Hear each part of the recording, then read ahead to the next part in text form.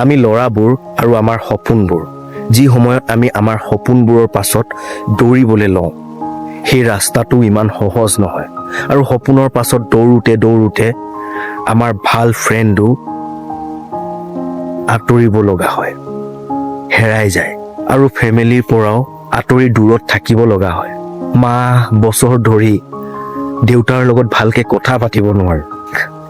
সেই সময়ত বহুত মিছা কথা ক'ব লগাও হয় সপোনৰ নামত, আৰু সেই সময়ত যদি সেই সপোন পূৰণ নহয় মন ভাঙি যায়। ঠিক তেনেকৈ শৈশৱত ভাঙি যোৱা খেলনাবোৰৰ দৰে মন ভাঙি পৰে, কিন্তু এই মনৰ শব্দ নহয়, আমাৰ ল'ৰাৰ লাইফ হয় বন্ধু। আমাৰ ল'ৰাৰ লাইফটো ইমান ইজি নহয়। हैरान हूँ कि कुछ भी न मांगू कभी मैं